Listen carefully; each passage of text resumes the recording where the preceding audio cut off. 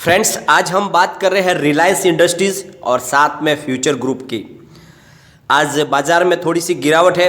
कल बहुत बड़ी गिरावट हुई थी, उसके बाद में आज थोड़ी सी गिरावट आज भी है। गिरावट थम सकती है क्योंकि प्रॉफिट बुकिंग चल रही है। नॉर्मली इसमें कोई बड़ी पैनिक का माहौल नहीं है, सिर्फ ये एक प्रॉफिट बुकिंग है और मंथ एंड है, इसके वजह से इसमें प्रॉफिट बुकिंग की जा रही है। और आज जो बाजार को जो गिराने में जिसका सहयोग है, जिनकी वजह से बाजार में थोड़ी सी गिरावट दिख रही है, वो है IT sector, banking sector, auto sector. ये तीनों सेक्टर में आज थोड़ी सी गिरावट दिख रही है। इनमें पिछले दिनों इनमें काफ़ी तेज़ी देखी गई थी, बहुत इसमें अच्छी प्राइस मिली है। इसी वजह से इनमें अब लोगों की प्रॉफिट बुकिंग शुरू है और इसी वजह से इसमें थोड़ी सी गिरावट है और इसकी वजह से बाजार थोड़े हल्के निशान पर है। करीब 100-150 पॉइंट की गिरावट है। कल से फिर इसमें तेज़ी की संभावना बन सकती है। लेकिन हम आज बात करने वाले हैं फ्यूचर ग्रुप की। फ्यूचर ग्रुप को लेकर दो बुरी खबर आई है, जिसका असर फ्यूचर ग्रुप के शेयरों पे पड़ गया और सब में लगभग 5% डाउन हो चुके हैं सारे शेयर। साथ में रिलायंस इंडस्ट्रीज को लेकर भी एक न्यूज़ निकल कर आई है, उसको भी हम जानने की कोशिश करेंगे। और एक अमेजॉन के लिए भी बुरी खबर है, उसको भी हम पूरा आज डिस्कस करेंगे।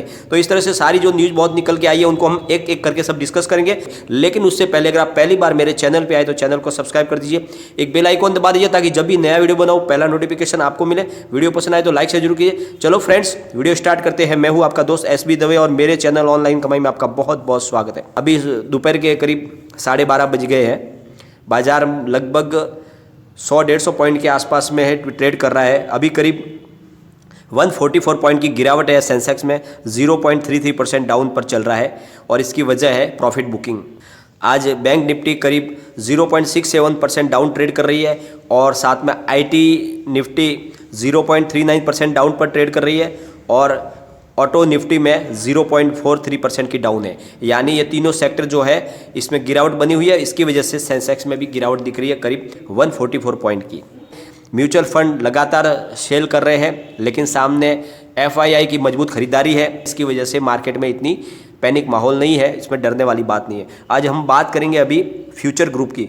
फ्यूचर ग्रुप के लिए आज का दिन अच्छा नहीं है। फ्यूचर ग्रुप को लेकर दो बुरी खबर निकल कर आई है और जिसकी वजह से आज फ्यूचर ग्रुप के सारे शेयरों में ज़बरदस्त गिरावट है। फ्यूचर रिटेल में करीब 86.95 पर करीब 5% डाउन। फ्यूचर लाइफ स्टाइल 99.20 पर 5% डाउन। फ्यूचर सप्लाई चेन 107.60 पर करीब 5% डाउन। फ्यूचर कंज्यूमर में भी 8.60 पर करीब 5% का डाउन है और फ्यूचर इंटरप्राइज में 10.85 पर 5% का डाउन। यानी सारे के सारे शेयर फ्यूचर ग्रुप के 5% डाउन पर है, लोअर सर्किट पर है और उसकी वजह बनी है दो बुरी खबर जो फ्यूचर ग्रुप के लिए निकल कर आई थी। अभी पिछले दिनों ही सीसीआई का अप्रूवल मिला था, तब से लगातार उसमें अपर सर्किट लग रहा था। लोगों को आशा जगी थी कि आगे बहुत अच्छी इसमें प्राइस हमको मिल जाएगी, जो हमको लॉस हुआ है वो कवर हो जाएगा। लेकिन सामने दो बड़ी बुरी खबर आ गई है, जिसकी वजह से फिर से इसमें गिरावट शुरू हुई। तो एक एक करके हम दोनों खबर को देख लेते हैं। एक तरफ तो एनएससी बोर्ड ने उनको वार्निंग दी है, 1 घंटे का टाइम देकर बोला है कि भाई आप जल्द से जल्द पूरी जानकारी हमारे साथ साझा करें। जो भी सिंगापुर इंटरनेशनल ऑर्बिटेशन सेंटर में जो भी कार्रवाई हुई है, जो आगे प्रोसेस हुआ है, उसको हमें पूरा डिटेल हमें चाहिए। तो ये उनकी तरफ से बड़ी वार्निंग मिली है, कानूनी कार्रवाई भी उनके ऊपर हो सकती है। तो दूसरी तरफ जो है सिंगापुर इंटरनेशनल ऑर्बिटेशन ने उनकी पीएलए को रिजेक्ट कर दिया है। तो ये दोनों बुरी खबर है और इसका असर फ्यूचर ग्रुप के शेयरों पे पड़ गया है। सारे के सारे फ्यूचर ग्रुप के शेयरों में ज़बरदस्त गिरावट हुई है और जब तक ये मामला नहीं सुलटेगा ये नुकसान होने वाला है। और अब ये फिर से जो लोअर सर्किट का दौर चला है वो पता नहीं कब तक चलेगा, लेकिन फिलहाल जो है मामला फ्यूचर ग्रुप के फेवर में नहीं दिख रहा है। दिल्ली हाई कोर्ट का फैसला जब तक नहीं आता है ये मामला अधर में लटका रहेगा और इसकी वजह से फिर से मुसीबत खड़ी हो चुकी। अब हम बात करेंगे रिलायंस इंडस्ट्रीज़ की। रिलायंस इंडस्ट्रीज़ ने नरेंद्र मोदी जी की बात को मानते हुए नरेंद्र मोदी जी ने अपना जो नया अभियान शुरू किया है, वोकल फॉर लोकल, यानी हमारे हिंदुस्तान के प्रोडक्ट हमारे लिए बने और सारी चीज़ यहीं पे बने और हमारे लिए उसको स्वदेशी को ही इस्तेमाल करना चाहिए। जो भी प्रोडक्ट बने हमारे यहाँ, हमारे लोगों के लिए हमारे यहाँ से प्रोडक्ट बनने चाहिए। तो वोकल फॉर लोकल का जो नारा दिया था मोदी ने, उसी को आगे लेकर अब रिलायंस इंडस्ट्रीज़ ने इंडी एड स्वदेशी नाम से नया अभियान शुरू किया है। उनकी तरफ से ये कहा गया है कि अब हमें सारे के सारे जो भी प्रोडक्ट है हिंदुस्तान में ही बनाने हैं और हिंदुस्तान में ही हर चीज़ को, प्रोडक्शन को बना के यहीं पर बेचना है। सारी की सारी चेन हिंदुस्तानी हो, हर चीज़ प्रोडक्शन के मतलब जो रॉ मटेरियल से लेके फिनिश गुड बनने के बाद बाजार में सप्लाई तक सारी की सारी चेन विदेशी न हो बल्कि स्वदेशी हो। तो इस तरह से उन्होंने एक जो मोदी जी का जो वोकल फॉर लोकल का जो नारा था उसको अचीव किया है और उन्होंने कहा है कि हम इस अभियान को आगे बढ़ाएंगे और ये सीधा टारगेट कर रहे हैं अमेजॉन को। उनका कहना है कि कोई भी विदेशी कंपनी हमारे कारोबार में आके दखल अंदाजी करे ये अच्छी बात नहीं है। हमें खुद आत्मनिर्भर बनना है, जो मोदी जी ने कहा है। तो हमें सारे के सारे अपने प्रोडक्ट यहीं बनाने हैं और यहीं बेचने हैं और सारा का सारा मुनाफा हमें मिले, क्योंकि जो विदेशी कंपनियां हैं वो सिर्फ प्रॉफिट कमाने के लिए आई है, वो देश की तरक्की में योगदान नहीं करती है। तो उनको प्रॉफिट दे के कोई फ़ायदा नहीं है। जब भी मुसीबत देश के ऊपर आती है तो जो हिंदुस्तानी कंपनियां हैं वही मदद करती है देश की। जो भी राहत कोष में पैसे आते हैं वो भी उनकी तरफ से आते हैं, कोई विदेशी कंपनी कभी चंदा देती नहीं है। तो इसीलिए अब मुकेश अंबानी ने इसको एक जंग की तरह से ले लिया है अमेजॉन के सामने और एक बड़ा स्वदेशी अभियान शुरू किया है और लोगों के अंदर एक राष्ट्रीयता की भावना पैदा करने की कोशिश है। हो सकता है इसका असर हो और आने वाले समय में लोग विदेशी कंपनियों से कारोबार करना कम कर दें और इसका फ़ायदा सीधा हिंदुस्तानी कंपनियों को होगा और रिलायंस इंडस्ट्रीज़ को इसका बड़ा फ़ायदा होगा, क्योंकि अब रिलायंस इंडस्ट्रीज़ सबसे बड़ा खिलाड़ी है इस ई कॉमर्स प्लेटफॉर्म का और रिटेल चेन का। तो उसका फ़ायदा रिलायंस को ज़रूर मिलेगा और इसी वजह से आज रिलायंस के कारोबार में भी फ्लैट ट्रेडिंग चल रही है। ज़्यादा गिरावट नहीं है बाजार में, भले थोड़ी गिरावट है लेकिन रिलायंस में मामूली गिरावट है, क्योंकि रिलायंस का शेयर बहुत मजबूत है और इस न्यूज़ के बाद में इसके पॉजिटिव इफेक्ट भी है इसमें देखने को मिल रही है। रिलायंस अपनी तरफ से हर कोशिश कर रही है मुमकिन अपने कारोबार को आगे ले जाने के लिए। तो आज रिलायंस के ट्रेडिंग की बात कर लेते हैं।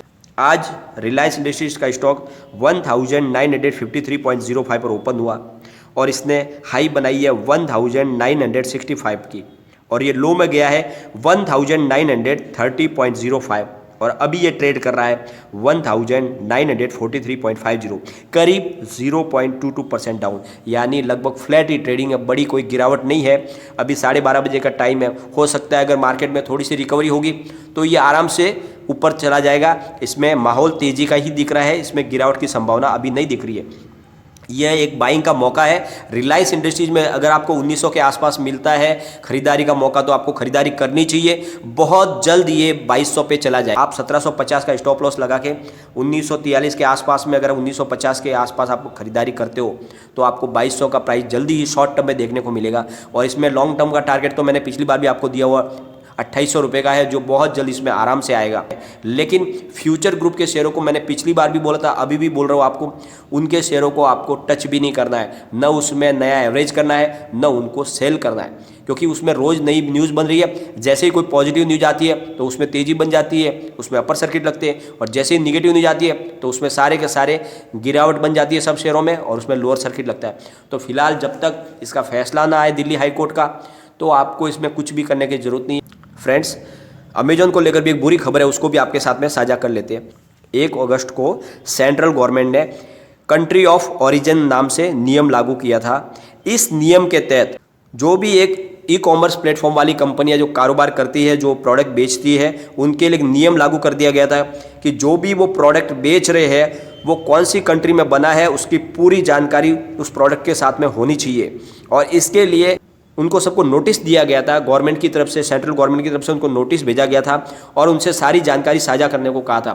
तो सबने जो जवाब भेजे उसमें फ्लिपकार्ट, अमेजॉन है और दूसरी भी ई कॉमर्स कंपनियां, उसमें सबके जवाब सही थे, लेकिन अमेजॉन के जवाब से संतुष्ट नहीं हुई है सेंट्रल गवर्नमेंट और उन्होंने उनके ऊपर कार्रवाई कर दी है और 25,000 का जुर्माना लगाया गया है अमेजॉन के ऊपर। इस कार्रवाई की वजह से अमेजॉन के खिलाफ एक गलत संदेश भी गया है कि वो कानूनों का बिल्कुल पूरी तरह से पालन नहीं कर रहा है और नियमों को ताक में रख रहा है। तो ये अमेजॉन के लिए अच्छी बात नहीं है। तो आने वाले समय में इसका इफेक्ट अमेजॉन पर भी पड़ सकता है। लेकिन फ्रेंड्स, कोई भी इन्वेस्टमेंट करने से पहले अपने फाइनेंशियल एडवाइजर से एक बार एडवाइस ले ले या अपना खुद का रिसर्च करें, क्योंकि मैंने वीडियो आपके एजुकेशनल पर्पज़ के लिए ही बनाया। वीडियो पसंद आए तो लाइक से जरूर कीजिए और चैनल को सब्सक्राइब कर दीजिए। Thank you.